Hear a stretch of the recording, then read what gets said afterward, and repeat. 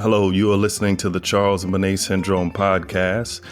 My name is Shaimond, and today's guest is Ruth Bieber. She is a retired social worker and artist, and she also has CBS. How you doing today, Ruth? I'm doing very well. Thanks, Shaimond. That's great. I'm so glad to be speaking with you today. I know you're going to give some good insight and information for our listeners. So can you talk about your eye condition that you have? That's a long story. I'm 67 years old now, and I first was diagnosed as being legally blind at age 6. So we're talking 60 years. I always say I got the old folks disease when I was a child, because at that time I was diagnosed as having macular degeneration, which typically is a disease that seniors get. But on occasion, children do get it, although since then, the diagnosis has been changed a number of times as medical science learns about different things, but we won't get into that right now. The important thing is that I lost my central vision, and then I had slow deterioration after that. So as legal blindness is defined as 10% residual vision, or a degrees of less than 20%. So I was on the top end of that in the beginning, and I didn't actually start using a white cane till I was in my 30s. And then eventually I lost most of my sight, and now I have light perception only. Wow, thanks for sharing your story. Boy, since 6 years old, that is some journey with your eyesight. Yes. Well, can you tell me when you first started experiencing symptoms of Charles Bonnet? So that was in my early 40s. So I'm one of these people who has about a 25-year, maybe almost 30-year experience with Charles Bonnet at this point. And at that time, I started seeing beautiful, vivid colors in my environment. So just to say right off the top, I'm one of these people who loves my Charles Bonnet experience. It's been nothing but a gift to me. And I know that's not the case for everybody, but I feel very grateful about that. At that time, I had long since lost my ability to see color. I was not able to see color using my physical eye.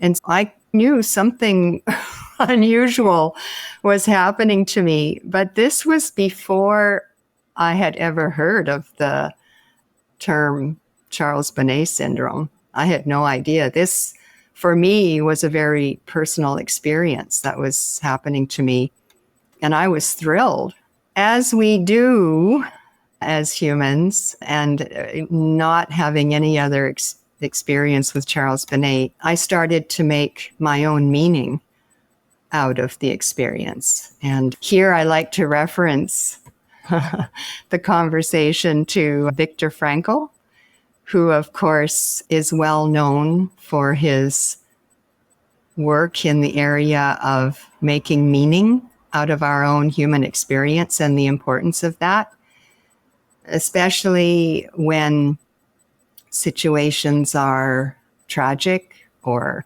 painful or difficult, or, as in my case, just very unusual. I was pretty happy with my colors. And it actually took me a little while to figure out that I wasn't supposed to be seeing these colors. And around the same time, I was seeing beautiful shapes, geometric shapes, and spinning vortex and whatnot, together with the colors and sometimes some sparkles. And it was really beautiful. And so I started paying attention and making some associations. One of the things I noticed is that I was often seeing some beautiful colors when I was together with a fellow that I was having a rather passionate relationship with at the time. So that was interesting to me. And also, when I was in nature, I was seeing these beautiful colors. And later on, I started to notice them in relation to my art. But that came a little bit later. But the reason why I mention that now is because, of course, Viktor Frankl also talks about the healing power of nature and art. So I have always felt a real strong connection with his work in relation to my Charles Bonnet experience, even though Viktor Frankl himself probably had never heard of it either. But it was important for me to make meaning out of this experience. And so one of the other things I did was I was paying attention to these spinning circles and the geometric shapes. And it occurred to me that it was possible that what I was seeing was the chakras from our energy fields in the human system. And so I just decided that on a day that I was seeing emerald green, because it was never just green, it was vibrant emerald green, that somehow I was receiving a gift to my heart chakra, either a healing or some kind of an awareness of sorts. So that was me. And I derived a great deal of pleasure and experience with the colors and the geometric shapes. And I felt a lot of benefit from it. Then, because I have moved so much in my life, this original experience took place in Calgary, Alberta, Canada. Because I've moved almost every 6 years or so of my life, I also had started to observe my Charles Bonnet experience in relation to wherever it was I was living. So I went from Calgary to my beloved New York City, where you are. And oh my goodness, the colors I was seeing in New York, even though you can't really say there's beautiful Central Park, of course, right? But New York is a vibrant urban center. And so maybe not as much nature. And I wasn't in a relationship anymore at that time. But have you heard the urban myth that New York City is atop of a great crystal grid? No, I haven't heard that one. So that's not. That's interesting. I would like more about that. I also want to hear about your chakra because I'm unfamiliar with that. Can you briefly speak about chakra? We have our physical bodies, and that's the part of us that everybody can see and touch and experience on a physical level. But then we also have these energy centers that feed our being from an energetic perspective. And so there's 7 of them. There's lots of discussion about how many there are altogether, but typically we can lay claim to 7. And there's the base chakra, which is red. And lots of times I would see red, and that relates to community. And so when I would see red, I would think, oh my goodness, I'm getting a lot of community support today, or I need community support today. And the next one, the second chakra, is in the abdomen area, and that's orange. And that relates to that's the sexual centers, and then the next, and much, much more. I'm being totally overly simplified. If anybody wants to look this up, they should and get more information. But then the next one up is in the sort of stomach area. That's yellow. That's our power center. The next one up is green, and that's the heart chakra. And then yellow, or I should say blue, and that's the throat and the communication center. And then above that, let's see if I've lost track, I think is the top one. It's either violet or white. It depends on who you're talking to. And then that's what connects us to the divine. So that's roughly. And so I would make these associations. And Yeah, it was very helpful for me, and often during times that I was challenged, because when you're a single blind woman, as I was at the time in New York, there's challenges figuring out my life and figuring out where I belong in the world. But at the same time, New York was just such a fantastic experience for me. While I was in New York, I became involved with the arts. The arts just thrive in New York. I was going to theater. I became a visual artist. That's when I discovered there are countless blind artists all over the world. And so I decided I wanted to become one of those.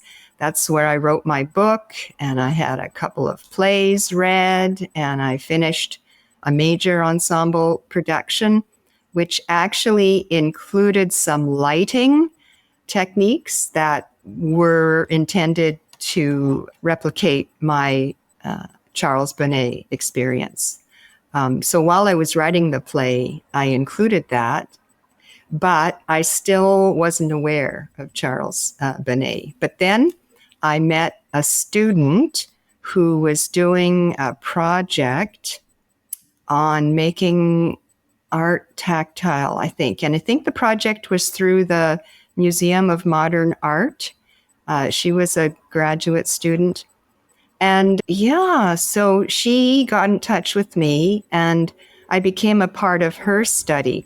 And she then was the one who first introduced the TED Talks with Oliver Sacks to me. You've probably seen that, TED Talks. Yes, that actually leads to one of the questions that I had. When did you actually find out about Charles Bonnet Syndrome? And it sounds like you were just about to explain that. So you met someone that told you about the TED Talk that Oliver Sacks had. And this was what, maybe 16 years ago or something like that, roughly? Yes, pretty good. Yeah, because I was in New York between 2008 and 2010. So you're almost bang on. That's great.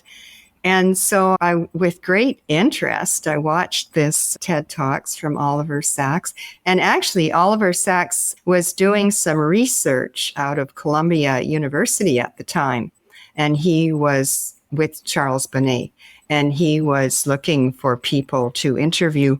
So I wrote to him, and I told him had seen his TED Talks, and I thought I was experiencing Charles Bonnet.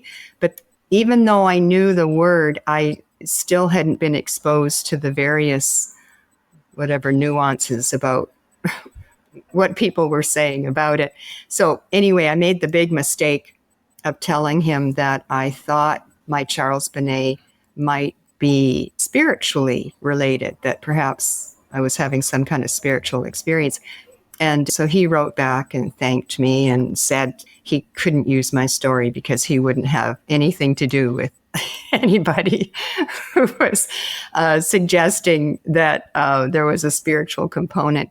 Obviously, he was writing a book, and he needed to stay within the confines and the parameters that he had set out originally. That was too bad, because I would have loved to have met him and been a part of his study if I hadn't created that faux pas. But anyway, I started to learn about Charles Bonnet, and I'm still trying to figure out what the meaning is for me. And then I become an artist as a result of my understanding that blind people can be artists too. I was attending accessible art gallery tours through the MoMA and the Whitney and the Guggenheim, which was so great. It was lovely being in New York and experiencing art in that way where people would describe it. And I just loved it so much. It was really fun, really great. Then let's see if I've got this right, 25, 30 years. It's a lot to, oh yes. So then I connected up with a fellow out of Toronto, Dr. John Kennedy. Has he crossed your path yet? No, not yet. No, he hasn't. I have to look him up. Because he was doing some research on Charles Bonnet. And so again, he invited me to become a part of his research. And it was starting to become at that point more involved with the sort of scientific community in relation to Charles Bonnet. And that was a difficult time for me, actually, because as mentioned earlier, I had created my own meaning that I was very protective of. And I think I was often being told, no, it's not that. It's just your brain adjusting to not being able to see. And that sort of reductionist, simplistic approach was, that was pretty hard for me, I have to say. And I think about my master's studies when I was taking research, and we learn all about quantitative research at the time was the big thing, right? And so your research had to be measurable and reliable and repeatable and within a standard deviation of 1 degree and all that stuff. And I understand that from a scientific sort of perspective, but it really, for me, takes out the human experience and how we are all individuals, I think, in the end. So it took me a while to come to terms with all of that. And Dr. Kennedy, he laughs sometimes because he knows that was a bit of a difficult transition for me. Then I went to Patagonia and I was on a 10-day trail ride. And again, the colors, but they were very different colors. In Patagonia, they were more reds and greens and really like the rocks. And they really did reflect the environment. But I wasn't seeing it with my eyes. I was seeing it through my energy. So anyway, I was riding horse and seeing these. And then I was inspired when I came home to create an art exhibition based on my experience riding the horseback. So in Patagonia. So that was really lovely and rich. And I had already, from New York, I went to Kelowna, British Columbia. And that's where I really started to become an artist through a program that valued using an intuitive approach, which was perfect for me. You mentioned that when you would travel to different places, your hallucinations or the colors that you would see would be different. So when you are in New York, did you consistently, I'm just using this as an example, you can correct me or say it the proper way, but when you were in New York, did you consistently have a red and a blue tint or blue colors? And then when you went to Patagonia, they were yellow, or you saw swirls in New York and you saw stars in Patagonia. Can you discuss some of the differences? And was it the same types of hallucinations that you had in each place, or would they vary? They varied a bit.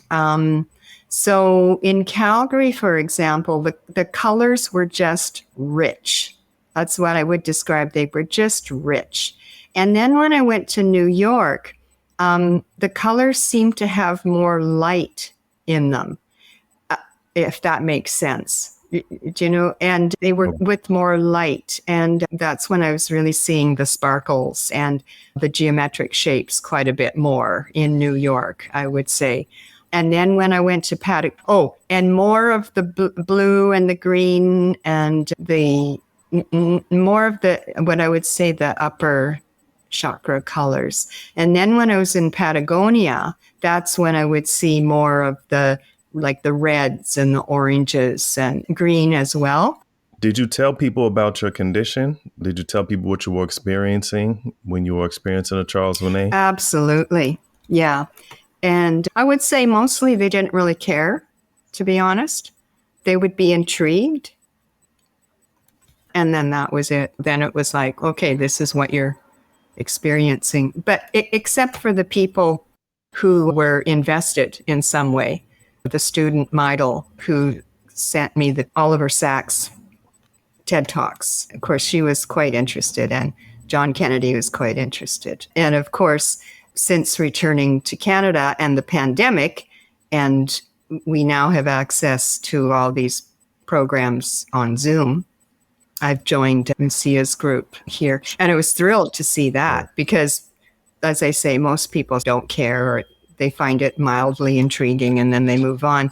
But then when I was going through the programs offered by the CNIB during the pandemic, I was so interested to see, oh my goodness, they're offering a support group for Charles Bonnet. So I've joined that.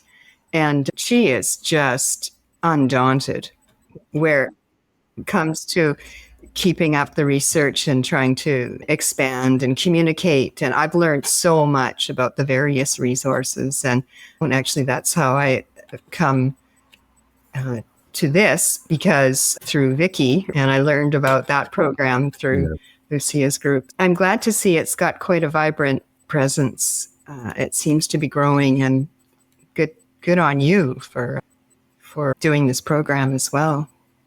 Thank you. Thanks for participating. And it's really important to get different people's stories out there to be able to share. I'm curious, have you ever experienced different kinds of hallucinations beside like the swirls or the colors? Yes, I see very strange looking faces. And sometimes the faces they're usually quite hideous. They're never pleasant. And sometimes they look almost half human, half animal, but I'm never afraid or intimidated by these faces. I find them quite interesting and intriguing. And sometimes I feel them looking at me, and then I try to look back at them, but they don't seem to respond to that in any way, shape, or form.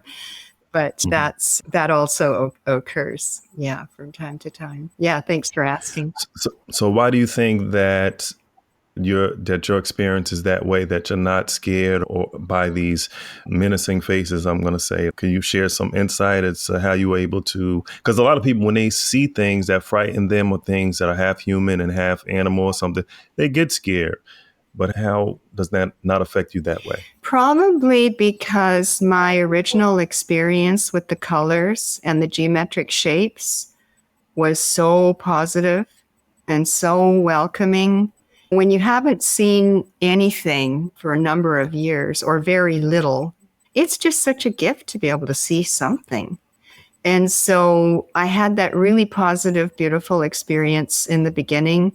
And then the faces is just, oh, now I'm seeing this. And isn't that interesting? Whereas maybe for somebody who only sees the hideous faces, maybe that's a bit more difficult. Maybe if that had been my experience, maybe I would be less welcoming, less enthused. I'm curious. You mentioned when you came to New York, it made you want to become an artist and get involved with artists, and they had all sorts of accessibility programs. Had you had any experience with the arts before you came to New York, or was it just coming here that made you really want to get involved in the arts? The visual arts. Of course, I already had been a theater artist, and I actually started and operated my own theater company for 17 years, and I featured actors with disabilities. And I always loved art. I certainly always really loved it. So I had a natural inclination toward having the artistic experience. But no, I went to New York thinking blind people couldn't be artists. And then it just opened up. Besides being able to go to the various wonderful art galleries and have the art described, I started to learn about some of the local artists that live in New York and throughout the world, actually. And that was such a gift. I don't know if I hadn't gone to New York, I don't know that I would have figured that out. So I'm very grateful for my New York experience for that. Yeah. That's amazing. One thing I did want to say is it's good to hear that you enjoy your Charles Bonnet. And because we do know that a certain percentage of people enjoy it. And then some people are in the middle. They know how to handle it once they know what it is. And then there's maybe about 33% of people where it turns their life upside down and they really have a difficult time. They're frightened, they're frustrated. And it's good to hear from the other side, because I don't get very many people on the podcast that actually enjoy it. I may have had a few, but not as many, because your stories are important too, and you still have Charles Bonnet Syndrome. So it's good to hear your perspective too. So I just want to say thanks for sharing that. Do you still have some sight left, or is it almost all gone? It's virtually gone. I have light perception only. And yeah, I Okay. use my cane when I go anywhere. Lots of sighted guide support for sure, because I'm always moving.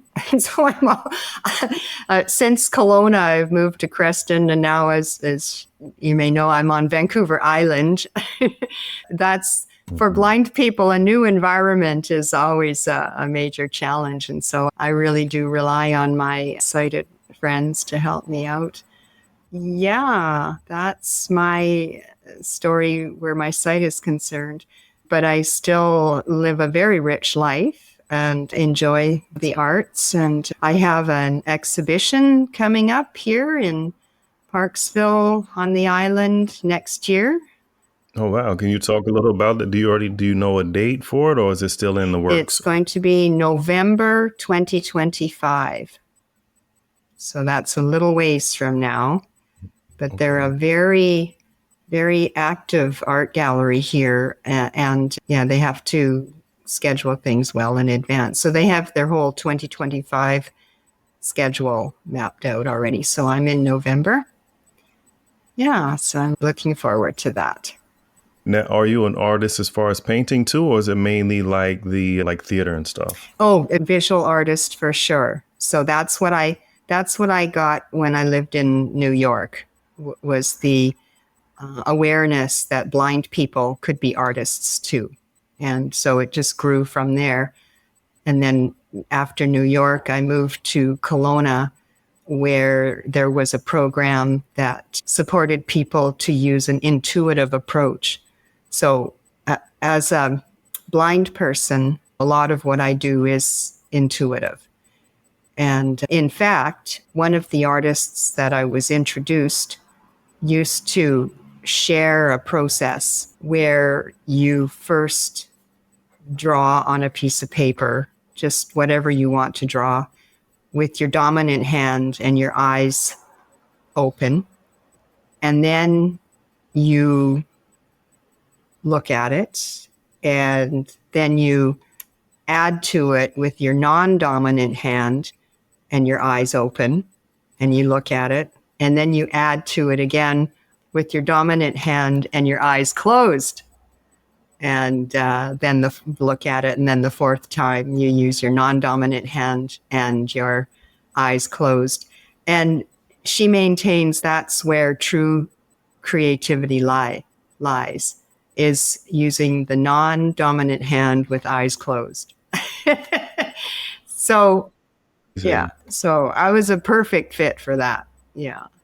And I do lots of collaborative artwork as well. So that's really helpful. And with the collaborative art exhibition that I'll be featuring, I worked with a wonderful artist out of Creston. And it was so fascinating because it's all about the layers, right? So she'd say, "What do you want to do today?" And I'd say, "I'm feeling like using this color and these shapes." And I would do that. And then we would wait for it to dry. And then she would describe to me what was there on the canvas. And she'd say, "So when I say that to you, what impressions do you get?" And I would tell her. And then she would assist me with adding another layer. And then it would dry. And then another layer. And it was such a lovely collaboration with me blind and her sighted. But I was really in charge and taking the lead, but it was always with her support, which is just the best kind of relationship, isn't it? Yeah, it's so great that it's like a living testament to show that you can do anything you set your mind to do. And if you have some kind of an obstacle or challenge, you just figure out how you can overcome it, or what are some ways that you can do whatever it is that you want to do. And I'm sure your art is beautiful, and I know the exhibit is going to do well. So that is so great. Yeah, life really is all about collaborations, isn't it? Yeah, and we all need each other in some way, shape, or Yeah, form to really work together in society. And that's good that you can trust her, and she obviously trusts you, and you get good work done like that. yeah, yeah. So that is great. Can you talk about your book? You said you wrote a book called Disability Theater from the Inside Out. Can you discuss that a little bit? Sure. In the early 1990s, I had been a counseling therapist for a number of years, and my clients were mostly people with complex disabilities. And I was finding that the traditional verbal approaches to therapy was not effective with this population. So I started to investigate the arts, and I did some research with visual artists using visual art and music and dance and theater. And I just landed on theater ultimately because the power of a performance is absolutely amazing. And not only the power of the performance for the actors, but then for the audience as well. Speaking of collaborating and reciprocating. So I thought, I'm going to start a theater company for people like my clients.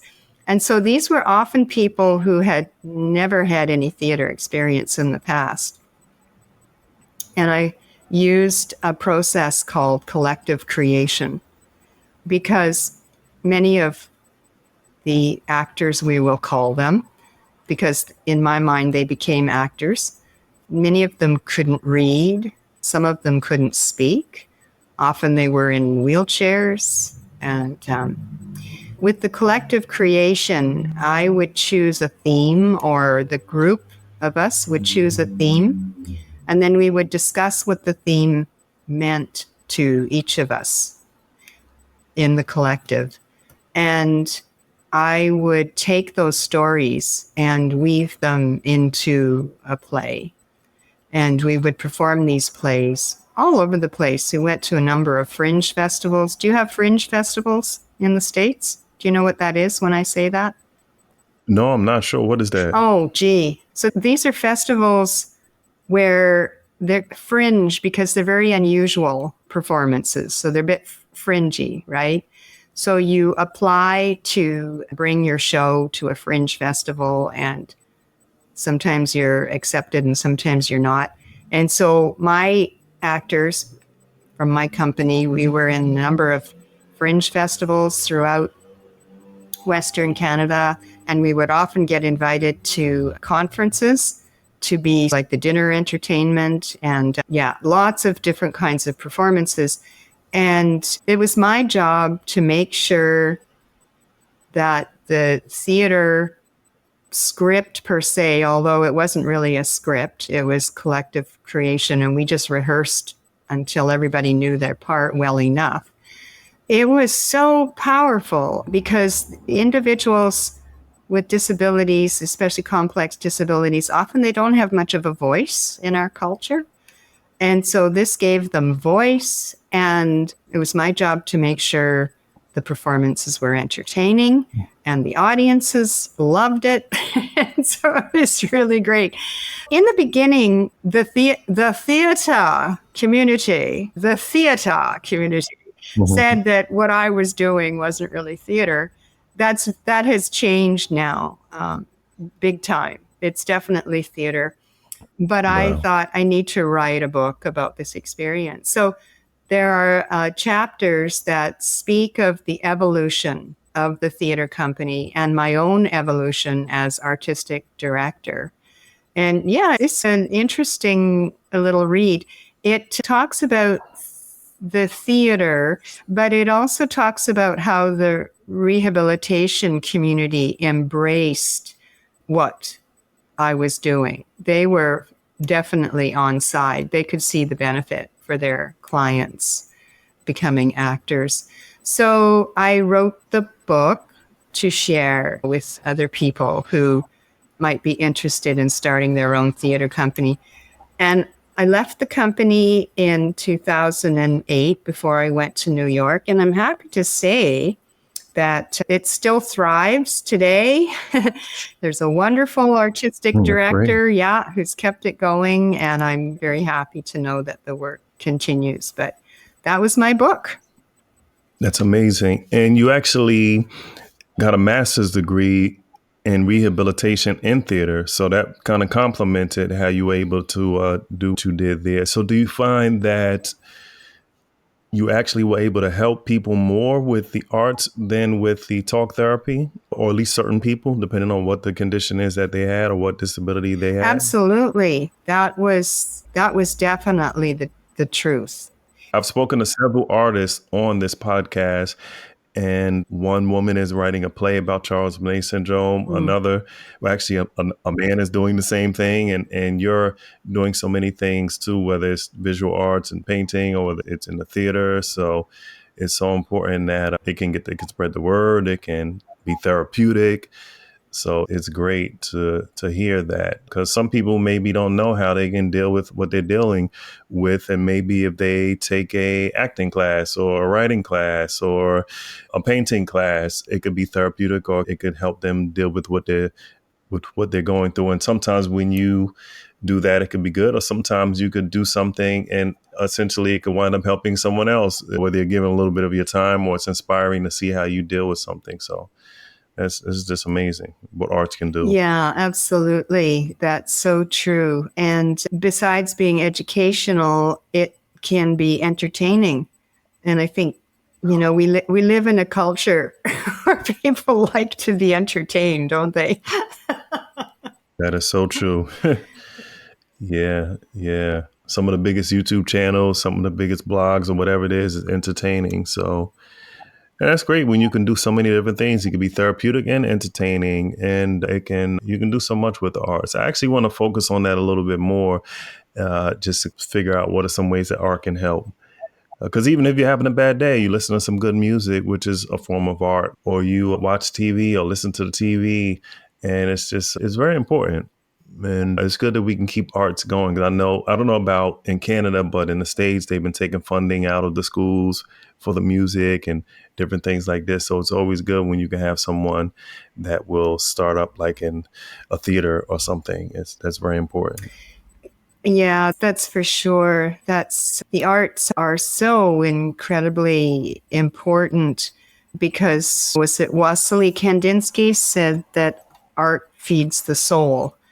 So it's great to focus on the math and the reading and the more sort of what you might call basic aspects of education. But the arts really do tap into a part of our human condition that I think is quite unique and so terribly important. Earlier, when you were speaking about you trying to make sense of your Charles Bonnet syndrome before you knew what it was, and you were saying that if there's a red color, it would mean this, or yellow color, and it would mean that. Did you find any truth to that when you were doing that? And if you did, do you think it was like legitimate, or do you think it was just your mind making up some kind of a story about the Charles Bonnet? Hopefully that was a clear question. Sure. So I can't say exactly which way. I just know it worked. Again, it gets back to Viktor Frankl, right? Who said it's critical as a part of the human experience to be able to make meaning out of what we're going through. And so for me, it just worked. Was it my imagination? Oh, maybe, but who can say what the imagination is? I just finished reading a book where the author makes reference to the stars. And to some people, the stars were an essential guiding force. They watched the stars so they knew how to steer their ships. And to other people, the stars are just points of light in the sky. Who's to say, right? That's amazing. Yeah. Wow. It's all about your perspective. And it was actually interesting that you felt a little bit sad when you found out that wasn't the case, or that you had Charles Bonnet, or it didn't really have this meaning. It was just happening. Because a lot of people try to attach meanings to the Charles Bonnet syndrome. And I hear experts and medical professionals say it's just happening. There's no meaning to it. It's just something that your brain is doing because of the lack of visual stimulations. Some people even know that they have Charles Bonnet syndrome, and they still attach a meaning to it. And sometimes some of the stories that I hear are like, wow, that's really interesting. But you have to do what you have to do to be able to cope with the Charles Bonnet syndrome. But I do believe there is a point where if you go a little bit too far to the left or too far to the right, it could maybe do more harm than good. But that's only for that person to understand, because some people say, no, it's a ghost, or no, it's my house is haunted or something. And then that could potentially make you think a certain way when you start thinking that way consistently. And sometimes you got to ask yourself, is that doing me more harm than good? But I don't know what that person's upbringing is. I don't know what their spiritual background is. I think so very often when we're having a debate, the truth lies somewhere in between. And so it's important for us to be able to make meaning out of our experiences. But at the same time, I hear what you're saying. And I know that in the support groups that I've attended, my goodness, some of the things that people see with their Charles Bonnet is totally beyond the pale frightening. How do you make sense of that? I would think in a case like that, I'd be pretty happy to just learn that it's an hallucination, and that I would be very focused on how to eliminate the condition. I'd be very happy to know that it's just my brain doing what the brain does when you lose your sight. So that's a very different story than mine, isn't it? Yeah. And I just think of something that I heard a wise man say, that change is a process. It's not an event. So it takes time. And you may, because I have heard some people speak in Charles Bonnet syndrome support groups, and they may say some of the things that I was just saying, but then maybe 1 or 2 weeks later, they'll say they don't mean anything. They can't hurt you. They're not real. And I'm saying, wow, that's interesting that I've heard you say something that was different from that. But it depends what they were going through at that time. Everybody's doing the best they could. And maybe it was a particularly difficult time, or maybe sometimes with Charles Bonnet, because it changes so much for some people, that when you experience, let's just say I don't want to wish anything bad or anything, but let's say you see colors and stars a lot. And then for a few days straight, you see something that's totally odd that you haven't experienced. It might be hard to wrap your mind around that, or not just to say you, but anybody. And they'll say, Charles Bonnet is not in color, but it's in color now. Or Charles Bonnet, I only see men, but now I'm seeing women. Sometimes that could be hard to wrap your mind around that. I can understand that. It's for me being like a caregiver of someone that has Charles Bonnet syndrome, a supporter, an advocate. It's good for me to have patience and listen and don't judge, but just try to listen. And if someone asks for my perspective, I can share something from my heart. But for the most part, everybody's doing the best they can. I really like what you're saying, Shaimond. And in the end, we're all in process. That is so true. That is so true. It is a process. Yeah, in life, you go through your stages and everything like that. And I was listening, thinking about what you said. Be grateful that you realize that it's Charles Bonnet syndrome, and then try to work on ways maybe to stop it. And it seems to be no easy answer to stop it. Thankfully, some people, it does go away. Some people can get a procedure on their eye, whether it's cataracts removal or something else, and it could go away.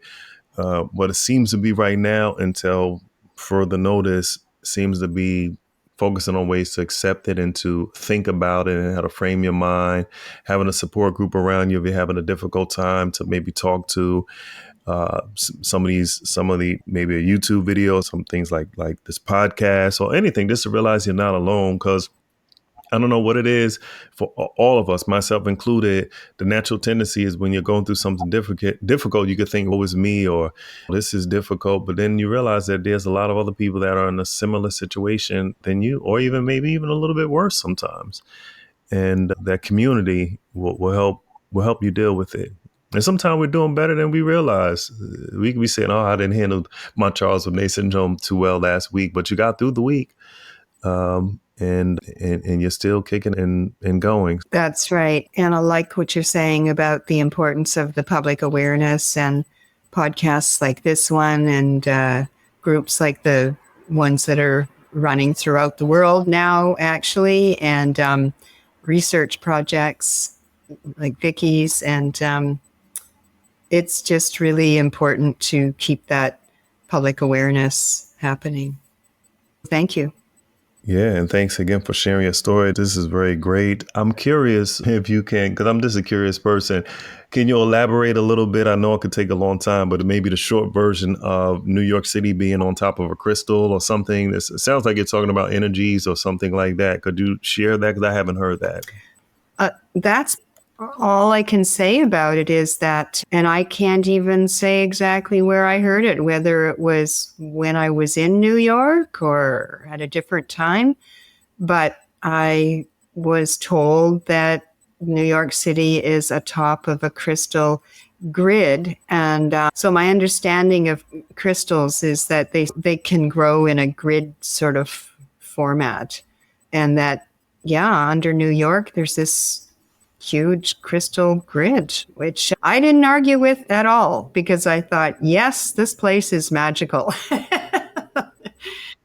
Yeah, it is very unique here in New York. And I've been fortunate to travel around, probably not as much as you, but I've traveled, and it is a very unique place here.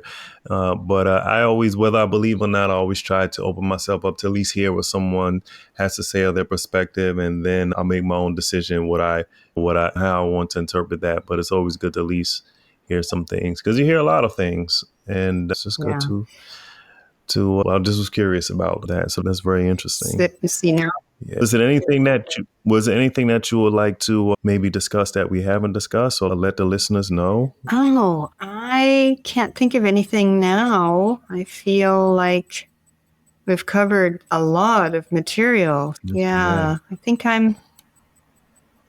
think you've done a good job of extracting. I think you have too. All of it. Yeah. The great thing about the New York experience and the crystal grid is nowadays we can just Google anything, right? But that's so true. See what it says. Information's at our fingertips. Yeah. And they probably have a NewYorkCrystalGrid.com or something, because everybody has a platform now. You just pay $20 a year or whatever and get your website. Yeah. You've lived so many different places, so many different countries. Do you have one or two favorite places? Mm-hmm. Well, New York is definitely one of my favorites. More than the locations themselves, I would say the experiences that I've had. So the horseback riding experience in Patagonia was definitely a highlight. So that was really beautiful. And of course, the Charles Bonnet was alive and there as well. And I've taught at a number of universities, and I taught at a university in Finland, Hämeenlinna University. And I have to say, I really loved Finland as well. There was just something very, very heartwarming about it that touched me deeply. They're in a very precarious location because they seem to be always in the middle of some potential political uprising of sorts. But they're never the ones initiating it. They're just always caught. And I've always appreciated how they remain peaceful. And they're very interested in the arts, and they're wonderful people. Off the top of my head, I would say those are the Netherlands as well. I really love the Netherlands, actually. Yeah, Mhm. there's so many wonderful places. I Yeah, some beautiful big work. Yeah, and I love being on Vancouver Island right now. I just have to say, it's a fantastic place. I hear a lot of good things about there. I hear that the climate's actually mild to be up in Canada. So that's, for me, that's nice. Who wants to have like freezing temperatures all the time? I don't know how true that is. I mean, you live there and all the world has changed with global warming. I hear you got good views up there too. All sorts of things out there, they say, mountains and all sorts of stuff. So a lot of stuff. So I haven't been out there yet. So that's one day I'll get to Vancouver, either the city or the island. Just come on by. It would be great to see you here on Vancouver Island. I mean, Vancouver is very different. Vancouver is bustling and busy, and Vancouver Island is a bit more laid back, but beautiful. It's Mhm. just such a beautiful place. Come on down. If somebody's listening and you sparked an interest in them to think about maybe getting involved with the arts in some way, shape, or form, but maybe they're a little bit on the fence or wondering maybe I have a visual impairment or some other kind of disability or something and maybe I can't, what would you say to them to maybe encourage them to just give it a shot? Whether it's painting, whether that's acting or whatever, what would you say to them? I would say find your people. So again, we were talking about Googling, let's say, or you could go to any of the major art museums in New York for sure and just find out where are the blind artists, where are the blind actors, and find those people. And then that would be your best resource for sure. And then they would be able to tell you where to go beyond that. Yeah. Thank you. Yeah, it's so good that we have Google and other search platforms at our fingertips. So Mhm. that's definitely great advice. And thanks for sharing your story. And it's an amazing story. And I'm sure it will inspire people. And it's just good to hear different people how they're coping with Charles Bonnet Syndrome and how they're living their life. So Oh, thanks. you're very welcome. And again, thank you for doing this podcast. It's so important.